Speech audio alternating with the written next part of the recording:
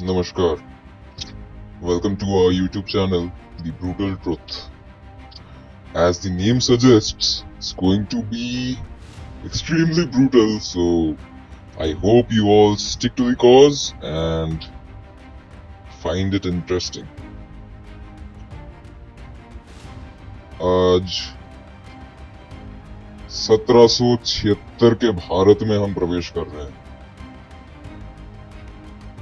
ये एक ऐसा दौर था जब हमारे देश में सत्ता पलट और कुर्सी की मारामारी बहुत ज्यादा थी। एक तरफ से ईस्ट इंडिया कंपनी अपने पंजे भारत के इर्द गिर्द फैलाते हुए अग्रसर होते हुए भारत को अपने शिकंजों में कसने का प्रयास कर रही थी। दूसरी तरफ मुगल बादशाह शाह आलम अपनी टोलते हुए सिंहासन को संभालने के प्रयास में जुटे हुए थे और तीसरी तरफ मराठा के पेशवा मुगल की धज्जियां उड़ाने के लिए जानों से लगे हुए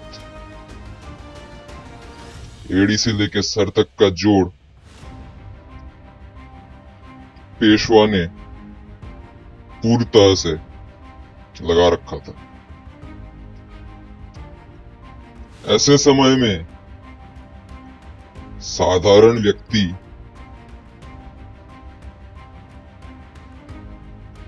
कर्ज, भुखमरी और टैक्सेस दे के बहुत ही, हम कह सकते हैं, व्याकुल और त्रस्त हो चुके थे।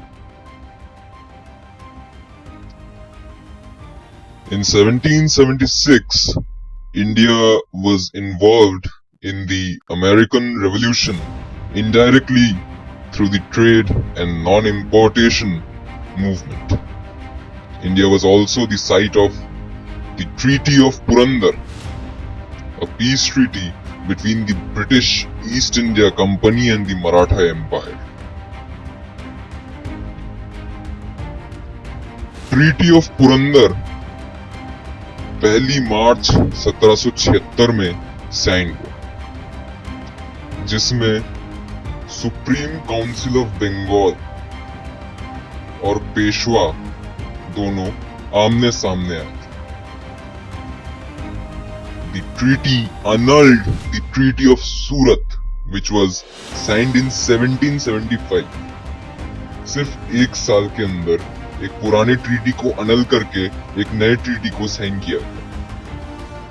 In 1760, after Shah Alam's militia gained control over pockets in Bengal, Bihar and parts of Odisha, Prince Ali Gauhar and his Mughal army of 30,000 intended to overthrow Mir Jafar and Imad ul Mulk after they tried to capture or kill him by advancing towards Awadh and Patna in 1759.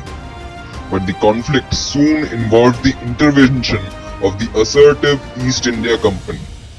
East India Company जब भारत में घुसी तब उनको ये लगा कि मराठाओं के साथ या राजपूतों के साथ हाथ मिला के उनको ज्यादा फायदा नहीं होगा, क्योंकि मराठा और राजपूत ये लोग स्वराज्य चाह रहे थे, अपनी भूमि को, अपनी माँ को बचाना चाह रहे थे, अपनी माँ की रक्षा करना चाह रहे थे। परंतु वहीं मुगलों ने जो अपनी एक वर्चस्व तैयार कर रखी थी, उस वर्चस्व के अंशों को पेशवा बाजीराव ने जिस वर्चस्व को छिन्न भिन्न करके रख दिया था, उस छिन्न भिन्न वर्चस्व के टुकड़ों को समेटने में अपनी पूरी सेना का बल, अपने शाही खजाने का धन और छोटी मोटी जितनी भी उनकी बुद्धि थी उस बुद्धि का पूरा जोर लगा रखा था। ऐसे समय में प्रवेश होती है बक्सर की लड़ाई, which was fought on October 22nd, 1764. It was a decisive victory for the British East India Company led by Major Hector Munro against the combined forces of Mir Qasim, Shuja-ud-Dawla and the Mughal Emperor Shah Alam II, solidifying British dominance in northern India. ये वही बक्सर की लड़ाई है जिसमें refugees का आवागमन हद से ज्यादा बढ़ गया था और उस आवागमन के चक्कर में खाद्य पदार्थ की आपूर्ति बढ़ने लगी थी। खाद्य पदार्थ की आपूर्ति का एक कारण यह भी था कि मुगल साम्राज्य और ब्रिटिश ईस्ट इंडिया कंपनी के बीच में जो ट्रीटी साइन हुई थी उसके अनुसार जो कर की मापदंड थी, इट यू कैन से इट एक्सेलरेटेड फ्रॉम 10% to 50%। जो किसान लोग थे वो वैसे ही फटे हाल में थे, so they couldn't afford the taxes. Hence, they stopped producing edible crops. Edible crops की जगह they started producing poppy, indigo, जिसमें पैसा ज्यादा था पर भाई पोस्ता और वायलेट खाके बंदा जिंदा नहीं रह सकता। The consequences of the Battle of Buxar was that the British East India Company gained control over Bengal and Bihar, establishing a solid economic base for further expansion. The Mughal Emperor Shah Alam II was forced to become a puppet of the British, effectively ending the Mughal Empire's political control. The Treaty of Allahabad in 1765 officially ended the war and further solidified the British control. The battle marked the beginning of the end of the Mughal Empire's political control and the rise of British power in India. Mir Qasim disappeared into obscurity while Shuja-ud-Dawla fled west and eventually surrendered. हमारे किताबों में पढ़ाया जाता है कि इस time पे आप मोस्टली किताब और रिसर्च छानबीन करके देखिए, हमें पढ़ाया जाता है और समझाया जाता है कि इस टाइम पे बारिश नहीं हुई। There was a lack of monsoon, which is completely factless and baseless. बारिश अच्छी खासी हुई थी। जो नहीं हुआ था वो ये था कि there was no crops to eat. There was no paddy, there was no wheat, there was no vegetables, there was no fruits. खेती सिर्फ और सिर्फ पोस्ता और नील की होती थी। मोस्टली उस समय भारत में सबसे ज्यादा खेती ईस्ट में होती थी। That was the sole reason the British entered from the east, because it was the most fertile land in the whole country. अखंड भारत में सबसे ज्यादा उपज साउथ और ईस्ट इंडिया में थी। Not in the north, not in the central, it was in the east and the south. Since the situation was not addressed, by the beginning of 1770, there was starvation on a wide scale and eventually people began to die from starvation.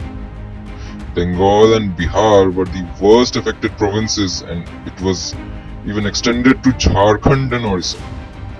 In addition to this, smallpox began to spread rigorously in Bengal in 1770 and as a result around 70,000 people died.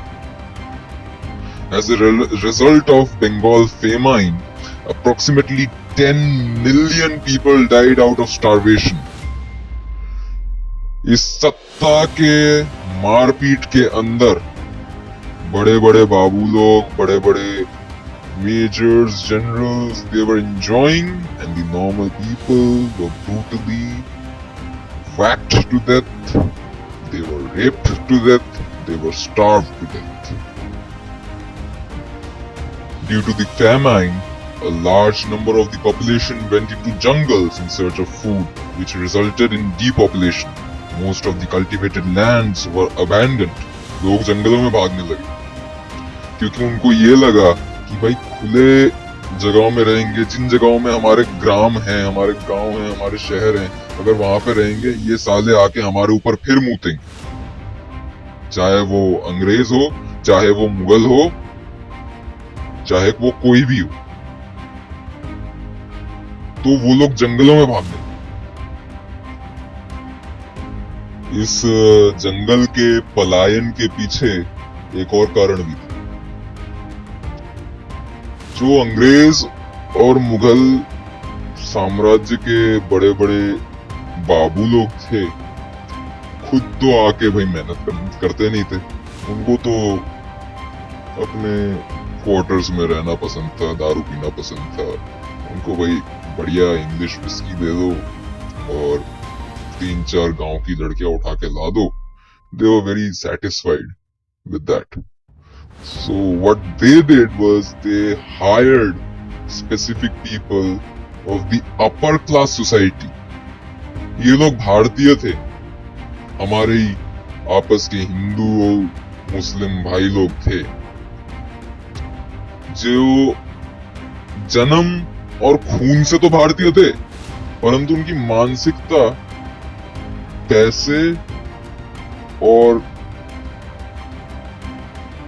ताकत के पीछे बहुत ज्यादा concentrated थी। रुतबा चाहिए था उन्हें, उनको अपना एक वर्चस्व स्थापित करना था। So what the British did was they hired the zamindars of the Bengal region, the Bengal province, to work for them. इन जमींदारों का काम था जो बिल्कुल निचली जाति के लोग हैं उनसे कर वसूल करना। The same tax which was hiked from 10% to 50%. वो टैक्स ब्रिटिश खुद जाके नहीं लेते थे, या मुगल सूबेदार, मुगल दरबार के लोग खुद जाके नहीं लेते थे। वो काम जमींदारों का था। जमींदार क्या करते थे? They hired 10-20 people with big muscular bodies, जिनको लोकल भाषा में बंगालीज लठेल बोलते थे। They were called लठेल्स। पहलवान टाइप के लोग जाते थे, मारते पीटते थे, सिर खोल देते थे एक दो का। भाई पूरा गांव डर गया। उन्होंने भाई अपने जितना भी था, अगर फटे कपड़े पहने हैं तो भी कोई बात नहीं, जो भी है घर में भाई ले जाके दे दो, जान बची तो भाई राम नाम जपते रहेंगे, बच जाएंगे। That was the mentality. लेकिन इतना सब कुछ करके भी ब्रिटिश ईस्ट इंडिया कंपनी का पेट भर नहीं रहा था। They had a shortfall in their income. तो उन्होंने क्या किया? उन्होंने साधारण जनमानस को दिलासा देने की कोशिश नहीं करी। उन्होंने उनको प्रोटेक्ट करने की चेष्टा नहीं करी। They raised the taxes further. इन सब के बीच में there was even a cloth famine in Bengal. खाना तो छोड़ दो, लोगों के पास पहनने को कपड़े भी कम पड़ रहे थे। Where most of the poor people were either naked or barely covered. There was also a scarcity of clean clothes. धोने के लिए उनके पास पानी और साबुन भी नहीं था। The Bengal famine of 1770 lasted till 1773. So the affected provinces received good amounts of rainfall towards the end of 1770. Despite the Great Famine, the British East India Company recorded the highest profits compared to the previous years. Famines were the tragic consequences of the British rule in India, and they occurred every decade. After the Bengal famine of 1770, the devastating famine that took millions of lives was the Great Bengal Famine of 1943. इन सब के बारे में 15 से 20 minute के एक video में समझाना और बताना बहुत ही एक जटिल समस्या है, परंतु ये हमारी शुरुआत है।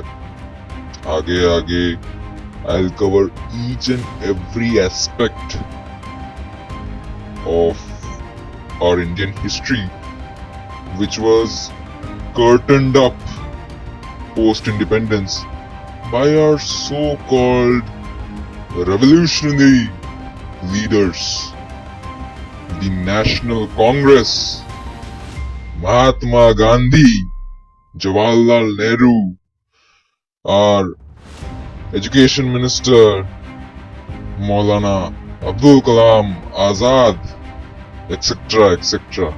These so-called visionary people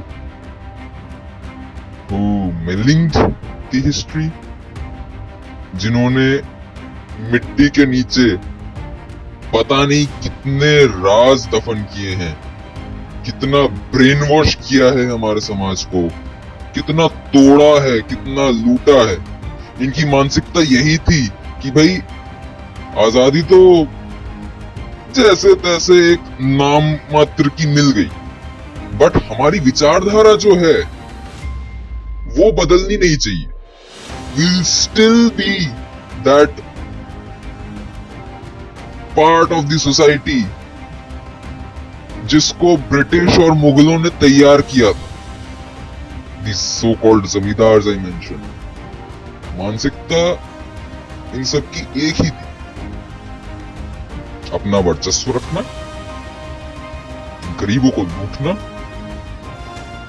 और जो वास्तविकता है उसको जमीन के जितने नीचे हो सके भूतल से सीधा रसातल में दफना दें। That was their sole intention. Now we'll enter the year of 1943. It was the time of the Second World War. दूसरा विश्व युद्ध चल रहा था। ईस्ट इंडिया कंपनी अब ब्रिटिश राज बन चुकी थी। We were living in British India. इस टाइम पे बहुत कम लोगों को ये पता है, स्पेशली नॉर्दर्न इंडिया और सेंट्रल इंडिया के लोगों को इस बात की नॉलेज ही नहीं है that at that point of time Bengal province के खुद के प्रधानमंत्री होते थे। Yes, it was not completely under the British rule. जो ब्रिटिश ऑफिसर्स थे वो लोग एडमिनिस्ट्रेशन हैंडल नहीं करते थे। बंगाल के खुद के एक प्राइम मिनिस्टर थे। Most of the prime ministers of this time वो मुस्लिम्स। ये भी एक बहुत बड़ा you can say political move था, you can say religious move था कि most of the leaders of the eastern side of India were still Muslims, and the domination of the authority was completely by Muslims, backed by the British. 1943 से 44 में बंगाल में एक भयानक अकाल पड़ा था, जिसमें लगभग 30 लाख लोगों ने भूख से तड़पकर अपनी जान गंवाई थी। ये द्वितीय विश्व युद्ध का समय था माना जाता है कि अकाल का कारण अनाज के उत्पादन का घटना था, जबकि बंगाल से लगातार अनाज का निर्यात हो रहा था। हालांकि विशेषज्ञों के तर्क इससे अलग, क्योंकि उस समय में वर्षा भी अच्छी खासी थी और अनाज का उत्पाद भी अच्छा खासा था। चावल अच्छा खासा उगता था, गेहूं अच्छा खासा उगता था, सब्जियां भली भांति उगती थी। एक नई पुस्तक का कहना है कि द्वितीय विश्व युद्ध के दौरान ब्रिटेन के प्रधानमंत्री रहे विंस्टन चर्चिल ने जानबूझकर लाखों भारतीयों को भूखा मरने दिया। बर्मा पर जापान के कब्जे के बाद वहां से चावल का आयात रुक गया था और ब्रिटिश शासन ने अपने सैनिकों को युद्ध की ओर लगे अन्य लोगों के लिए चावल की जमाखोरी कर ली थी, जिसकी वजह से 1943 में बंगाल में आए सूखे में 30 लाख से अधिक लोग मारे गए। चावल की कमी होने के कारण कीमतें आसमान छू रही थी और जापान के आक्रमण के डर से बंगाल में नाव और बैलगाड़ियों को जब्त या नष्ट किए जाने के कारण आपूर्ति व्यवस्था ध्वस्त हो गई। बाजार में चावल मिल नहीं रहा था, गांव में भूखमरी फैल रही थी और चर्चिल ने खाद्यान्न की आपात खेप भेजने की मांग बार बार ठुकरा दी। ठुकराई क्या थी? He didn't entertain the topic. उनके पास लंदन में एवरी सिंगल डे कोई ना कोई इस टॉपिक के ऊपर चर्चा करता था, and every single day he used to smoke a cigar and he used to say, let those scoundrels, those bastards die from starvation.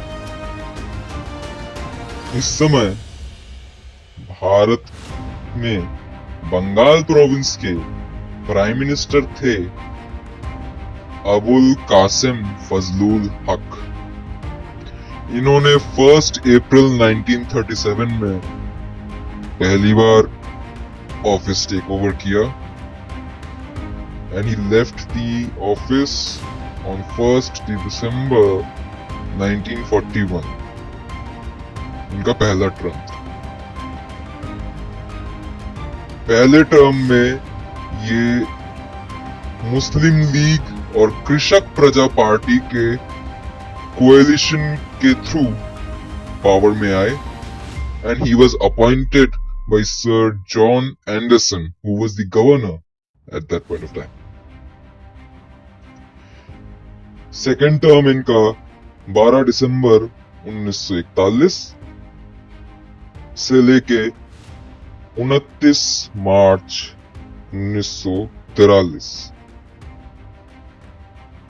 एक साल लगभग का इनका सेकंड टर्म था। सेकंड टर्म इन्होंने कृषक प्रजा पार्टी और हिंदू महासभा, जी हाँ, हिंदू महासभा के अंडर में, कोएलिशन के अंडर में इन्होंने सेकंड टाइम ऑफिस अज्यूम किया।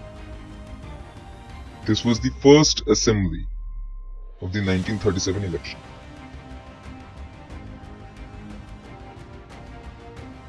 इनको सक्सीड किया सर ख्वाजा निजामुद्दीन ने, who was the Prime Minister from 29th April 1943 to 31st March 1945. He was from the Muslim League. क्योंकि अबुल कासिम फजलुल हक को हिंदू महासभा के साथ कोएलिशन में लाया गया था, इसलिए उस समय के जिहादी मानसिकता के लोगों ने उनको खदेड़ दिया and they appointed sir Khwaja Nizamuddin as the prime minister. जी हाँ, उस समय में भी जिहादी मानसिकता भारत में कूट कूट में भरी हुई थी आज के डेट में हम जिस बंगाल की तस्वीर देख रहे हैं, ये उसी मानसिकता की देन है। आज लोग हम चीखते हैं ना, चिल्लाते हैं ना कि भाई ऐसा क्या हो गया, ऐसे कैसे हो गया। हमें हमारे इतिहास के बारे में पता ही नहीं है। Otherwise we never had to ask this question कि भाई why are we standing at this current scenario altogether? It was all part and parcel of power gaining. It was always about religion. It was always about money. It was never about the upliftment of people. It was never about politics. आज का समय यहीं पे मैं सोच रहा हूँ इस वीडियो को विराम दूं, क्योंकि बहुत ही लंबा विषय है। इसके ऊपर 2-3 भाग में बनाऊंगा। Our team will create 2 to 3 videos on this particular topic, क्योंकि एक वीडियो में सब कुछ समेटना बहुत मुश्किल होगा और आप भी सुन सुन के पक जाओगे पहले। So I guess it is time. अगले वीडियो में I'll explain the Prime Ministerial Office diaspora of the Bengal province, and we'll continue our discussion on this famine and the internal historical and political shenanigans done by the joint hand of British, Nawabs, Muslims, Mughals, and the hierarchy of the Hindu-Indian society, जो सिर्फ नाम के हिंदू थे, काम के नहीं थे भाई। Anyways, I'll take your leave now and see you next time. Support us. Like this video, share it as much as you can, and subscribe if you like our work. See you next time.